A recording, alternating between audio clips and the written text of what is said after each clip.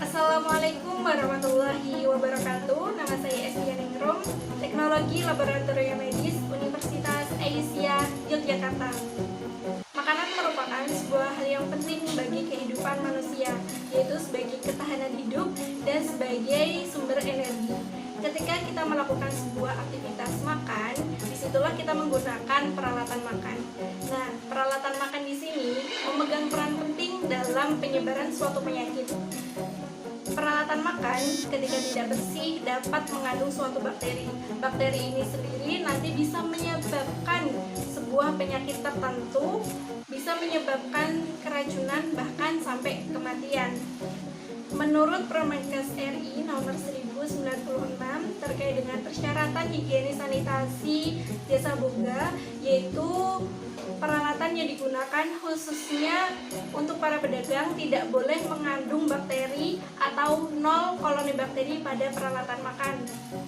Maka dari itu di sini saya akan melakukan bagaimana caranya pengambilan sampel secara mikrobiologi pada alat makan.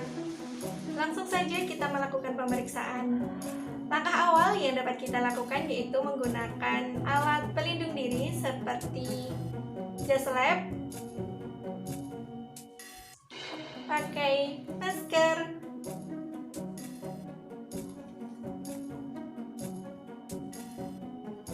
menggunakan handscoon atau sarung tangan.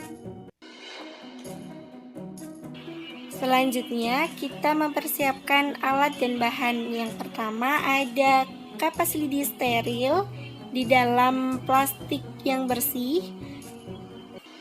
Kemudian ada lilin pengganti bunsen. Kemudian ada buffer fosfat. Dan terakhir ada piring sebagai pengambilan sampel yang akan kita gunakan.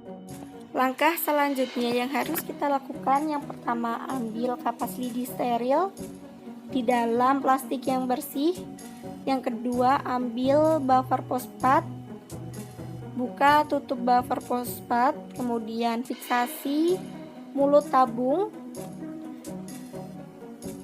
Masukkan kapas lidi steril ke dalam buffer fosfat.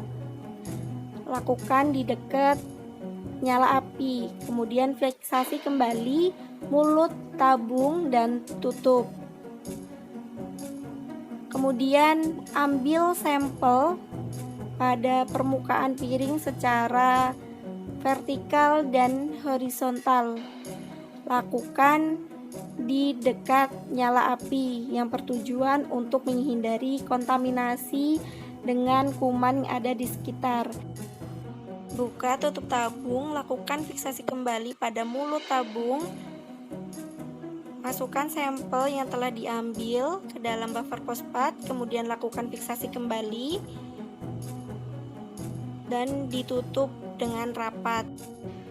Fiksasi pada mulut tabung bertujuan untuk menghindarkan kontaminasi dari bakteri yang ada di sekitar ruangan. Setelah pengambilan sampel, pemeriksaan yang dapat dilakukan. Yang pertama ada isolasi bakteri, kedua identifikasi mikroskopis dengan pewarnaan gram, yang ketiga ada uji fermentasi karbohidrat. Isolasi bakteri menggunakan media selektif sorbitol meconium agar atau SMAC.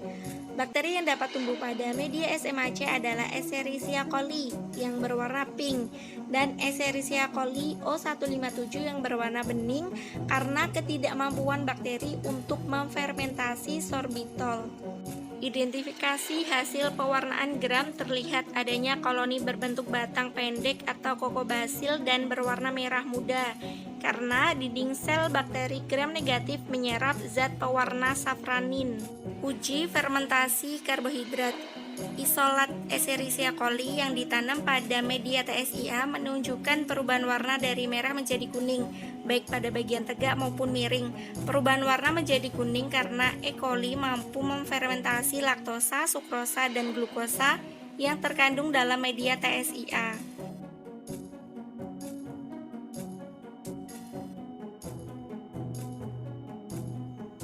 Sekian pengujian yang dapat saya lakukan. Semoga bermanfaat bagi teman-teman bisa melakukannya di rumah. Kurang dan lebihnya saya minta maaf. Wassalamualaikum warahmatullahi wabarakatuh.